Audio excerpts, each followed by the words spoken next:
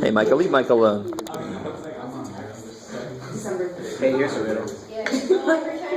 What do you own that other people use more often than you? Other people. Yes. All right. Christian uses friction more than other people use. Arturo, you said 5-5? 4-4. 5-4, number 50.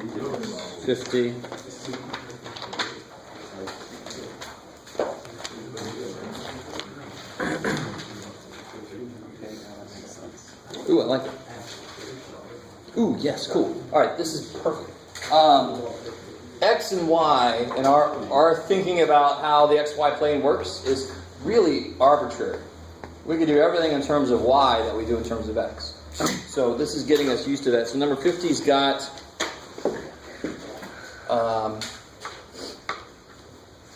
the line Y equals 1. Yes, and the curve Y equals. So this curve is Y equals the 4th root of X, if I remember correctly. Yes. And they want you to find the area by writing X as a function of Y and integrating with respect to Y. So for example, so they want to go from 0 to 1. Okay. They want to find this area. And do you see why that makes sense? Because there's another way to do this, but just very shortly, if they would have asked me for this area, I would just do it in terms of X, because then that's the area between the function and the X-axis. But now this is the area between the function and the Y-axis. So it kind of makes sense to turn around and make it in terms of Y. So Y goes from 0 to 1. So I know I'm going to have an integral from 0 to 1 dy. I'm going to let Y go from 0 to 1. But now I have to have inside, I have to have a function of Y. And right now I have a function of, so what's X equal?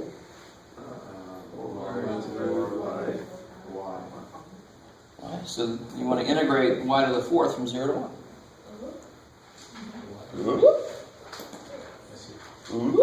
So this is our first little step into something that's going to become huge if any of you guys have to take 281.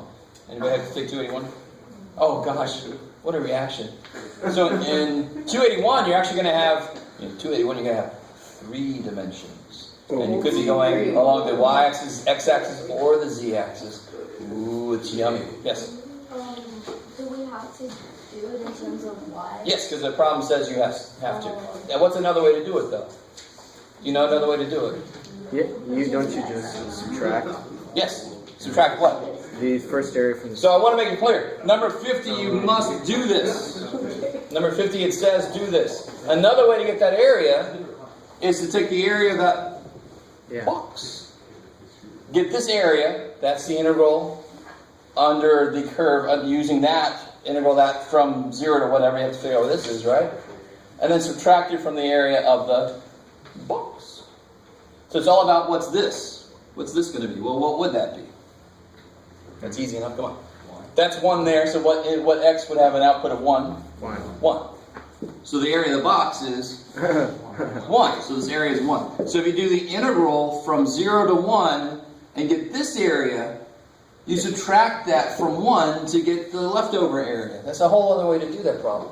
So this and this should both come out the same, because they both represent that area. So there's multiple ways to represent areas, of course. But this idea of flipping the axis you're working on is actually something I wanted to start you to realize you can do, because it becomes necessary. Not just, oh yeah, you can do it that way, but it becomes necessary. For example, if, what's this?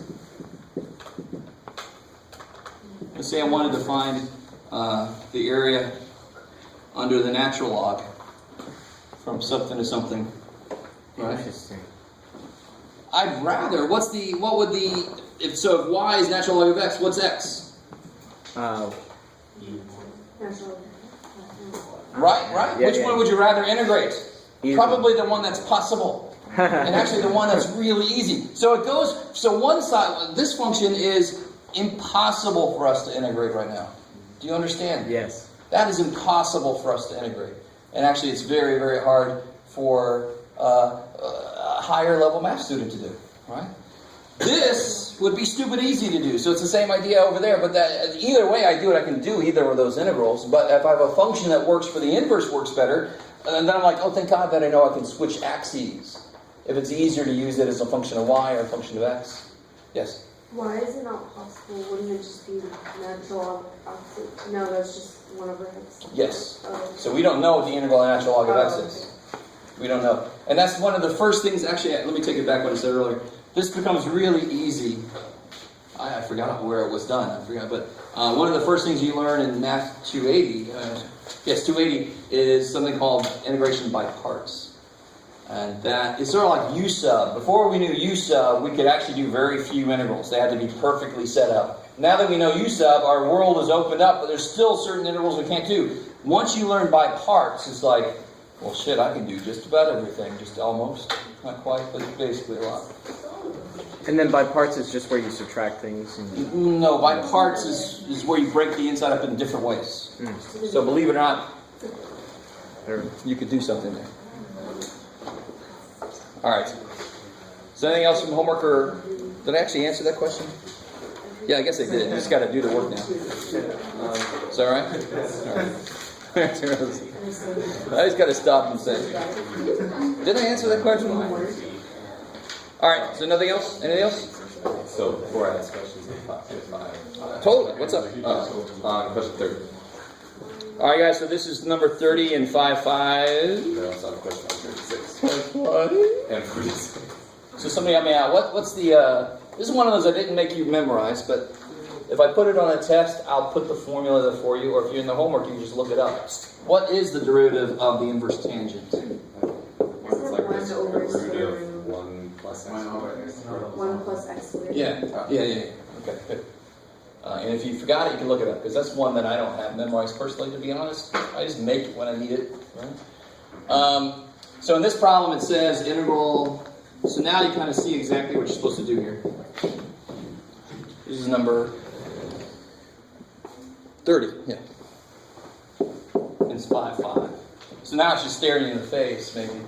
Now, so you see, this is what I meant by, I started off with the idea of what's stuck, what's something stuck, and we went there, because normally that works for a lot of U stuff.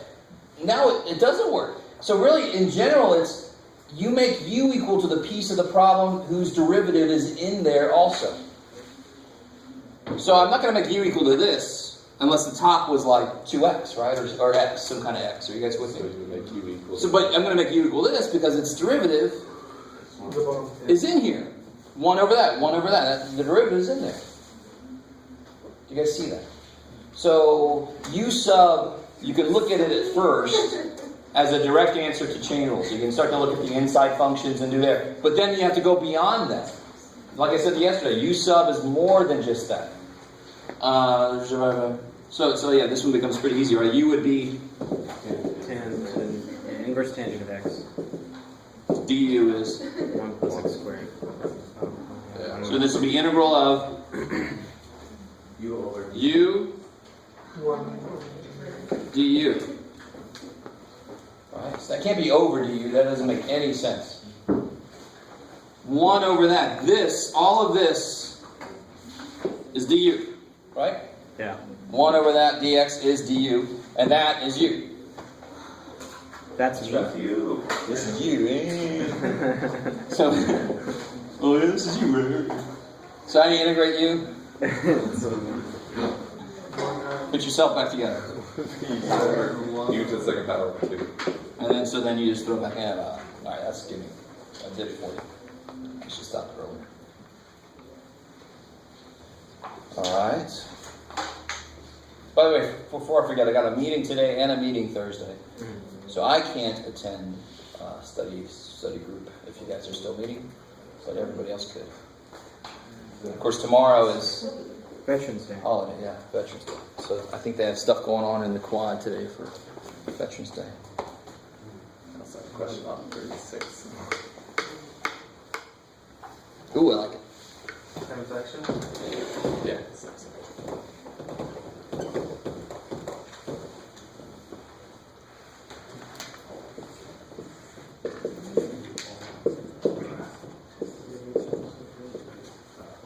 All right, so we had this one that we just did, and we made u equal to inverse tangent.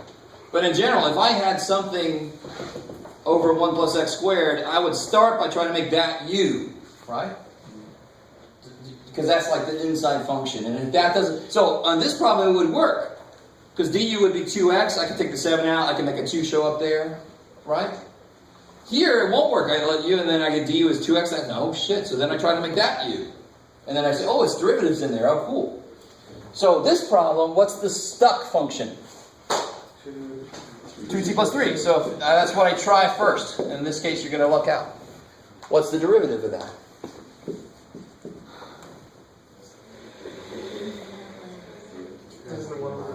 Just 2t divided by 2. 1 over ln 4. 2 to the t. times Ellen. 2. Yeah. E to the t would be e to the t ln e, and ln e goes away. That's why e is its own derivative. It's the logs that have the ln of the base show up on the bottom when you do log base non-e, right?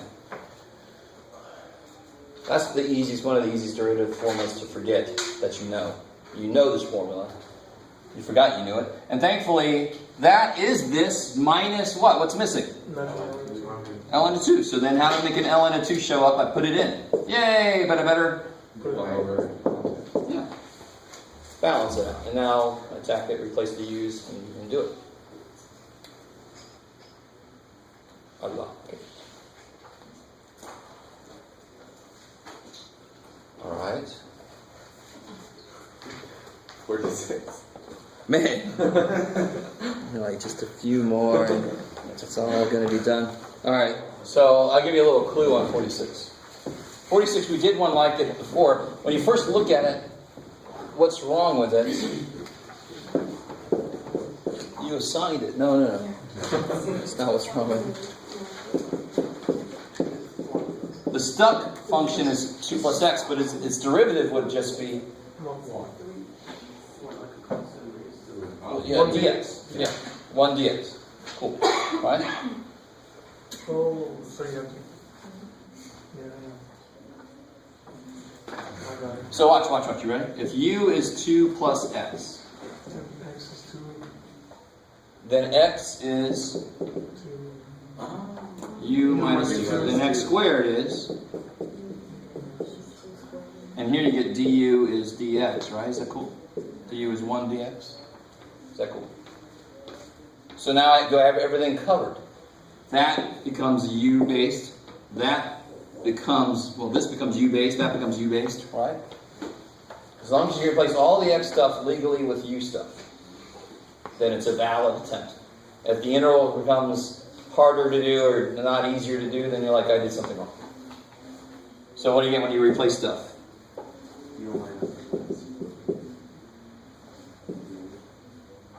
Let's write it as u to the, u is this, right? So u to the 1/2.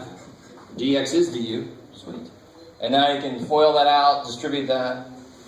Power rules, easy. So it's just another level of getting used to what you're allowed to do with u sub.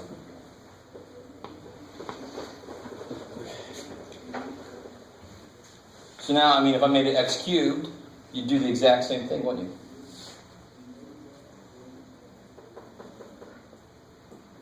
Sure. Right. On a test, I don't know, Jeff. It's a wild card. I'm a wild card in the test. All right. Anything else? Did we do all of them yet? Is there anything left in this section? That's the weird one that we had. Good. I won't talk about it. I'm going to leave that for you. All right. So what I want to focus on today, this is kind of nice because we did a little review. So I want you guys to attack this little worksheet.